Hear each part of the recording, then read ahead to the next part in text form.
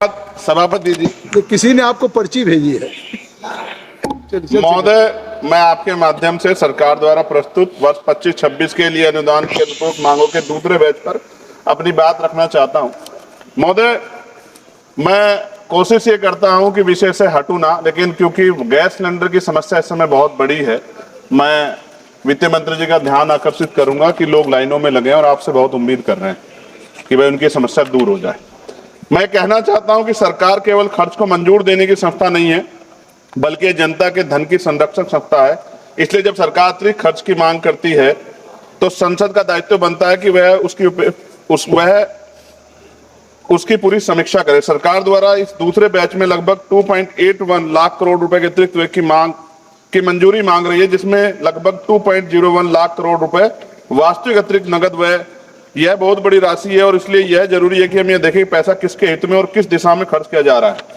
महोदय, जब फरवरी में पूरा बजट पेश किया गया था तो इतने कम समय में इतनी बड़ी अतिरिक्त राशि की आवश्यकता क्यों पड़ गई है? यदि बार बार इतनी बड़ी अनुपूरक मांगे आती हैं तो इसका मतलब है कि बजट अनुमान और वित्तीय योजना में गंभीर कमी है। देश की जनता चाहती है कि उसका पैसा सोच समझकर और योजनाबद्ध तरीके से खर्च।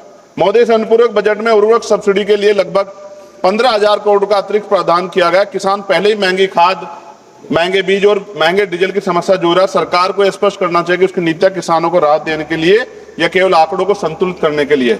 महोदय, मैं विशेष रूप से सदन के माध्यम से अनुसूचित जाति, अनुसूचित जनजाति, अन्य पिछड़ा वर्ग के सवाल को उठाना चाहता हूं। भारत का संविधान हमें सिखाता है कि विकास तभी सार्थक होगा जब समाज के सबसे कमजोर व्यक्ति को उसका लाभ पहुंचे, लेकिन वास्तविकता यह है कि अभी आज भी दलितों के साथ सामाजिक भेदभाव का उनको सामना करना पड़ता है। आदिवासी क्षेत्रों में विकास की गति बहुत धीमी है। ओबीसी समाज को शिक्षा और रोजगार में पर्याप्त अवसर नहीं मिले, इसलिए मैं सरकार से कुछ स्पष्ट मांगे सदन के माध्यम रखना चाहता हूं।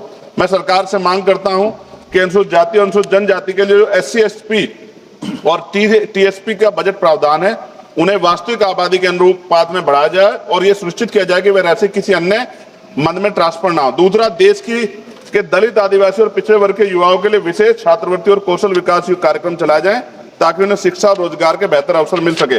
साथ साथ सरकारी नौकरियों में आरक्षण में जो रिक्त पद हैं उनको तुरंत भरा जाए। देश में लाखों पद ऐसे हैं जो वर्षों से खाली पड़े हैं। ये संविधान की भावना के खिलाफ है। और चौथी मांग ये है, आदिवासी क्षेत्रों में स्वास्थ्य, शिक्षा और सड़क जैसी बुनियादी सुविधाओं के लिए विशेष पैकेज दिया जाए।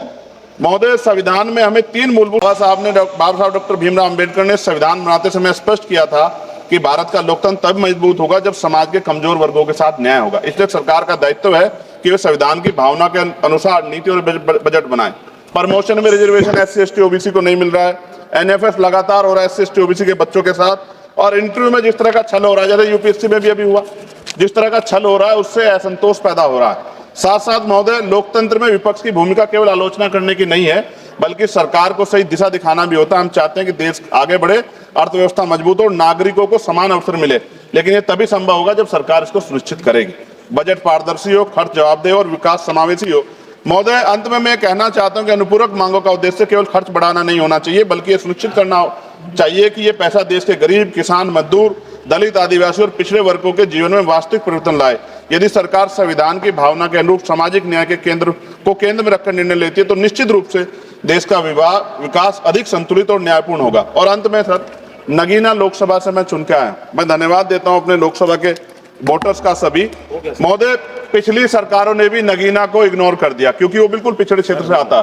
और अंत में एक आखिरी वो कर रहा हूं सर, और ये सरकार भी सर नगीना से दोहरा व्यवहार कर रही है। महोदय, हमारे यहाँ रोजगार की समस्या, पलायन करना पड़ता है। कोई मुंबई जाता है, कोई हैदराबाद जाता है, कोई दिल्ली आता है, और मेडिकल सुविधाएं बिल्कुल नहीं। मैंने पिछली बार भी वित्त मंत्री से मांग की कि एम्स बन जाए हमारे यहाँ।